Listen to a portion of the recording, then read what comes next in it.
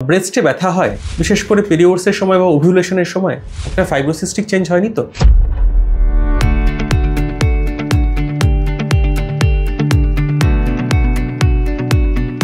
নমস্কার, আমি ডক্টর সৌরভ তালুকদার, আপনার রেডিওলজিস্ট।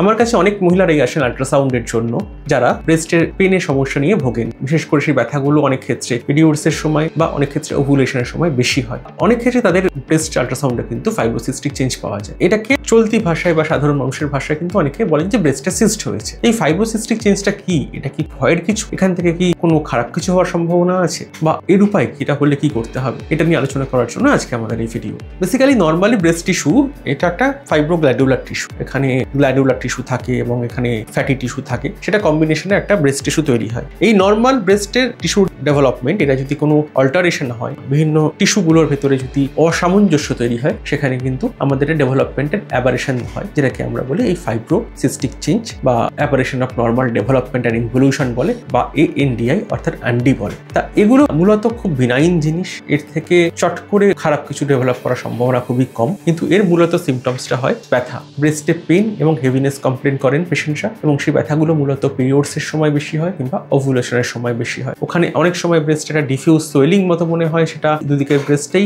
বিভিন্ন জায়গাতে মনে হয় যে একটু ফুলে আছে, সেখানে হাত দিলে ব্যথা করছে, এবং সেটা অনেক ক্ষেত্রে হাত না দিলেও নর্মালিও কিন্তু ব্যথা করে। আমরা যখন আল্ট্রাসাউন্ড করি আমরা দেখতে পাই যে ব্রেস্টের একটা স্ট্রাকচার আমরা বলি TDLU অর্থাৎ টার্মিনাল ডাক্টোলোবুলার ইউনিটস বলি আমরা আমাদের ভাষাতে, সেগুলো একটু প্রমিনেন্ট বা ডাইলেটেড হয়ে আছে, ব্রেস্টে ছোট ছোট সিস্ট হয়ে আছে, এবং ব্রেস্ট টিস্যুতে গ্ল্যান্ডুলার প্রলিফারেশন বা স্ট্রোমাল প্রলিফারেশন অনেক বেশি হয়েছে, অর্থাৎ ব্রেস্টে স্ট্রোমাটা সেটা অনেক বেশি প্রলিফারেটেড হয়েছে। মূলত ফাইব্রোসিস্টিক চেঞ্জ এটা দুরকম হতে পারে, একটা নন প্রলিফারেটিভ, একটা হচ্ছে প্রলিফারেটিভ। নন প্রলিফারেটিভ ফাইব্রোসিস্টিক চেঞ্জ, যেখানে সিস্টের কম্পোনেন্টটা বেশি থাকে, সেখান থেকে কিন্তু ব্রেস্ট ক্যান্সার হওয়ার চান্স থাকে না। প্রলিফারেটিভ ফাইব্রোসিস্টিক চেঞ্জ, যেখানে ফাইব্রোসিস বেশি হয়ে থাকে, সেখান থেকে কিন্তু ব্রেস্ট ক্যান্সার হওয়ার একটা সামান্য হলেও সম্ভাবনা থেকে যায়। কাজেই ফাইব্রোসিস্টিক চেঞ্জ যদি ব্রেস্টে ডেভেলপ করে, সেক্ষেত্রে কিন্তু একটুখানি নিয়মিত আল্ট্রাসাউন্ড ফলো আপে থাকাটা বাঞ্ছনীয়, যাতে অন্য কোনো সমস্যা যদি ডেভেলপ করে সেটা যাতে আমরা চট করে ধরতে পারি। সুতরাং সতর্ক থাকা উচিত, কিন্তু সন্ত্রস্ত থাকা বা ভীত হওয়ার কোনো প্রয়োজন নেই। আর ব্রেস্টে যদি ব্যথা করে, ব্রেস্ট পেন হয়, সেক্ষেত্রেই তার মানেই যে কোনো ব্রেস্ট ক্যান্সার বা অন্য কোনো খারাপ কিছু, সেটা ভাবারও কিন্তু প্রয়োজন নেই। নমস্কার।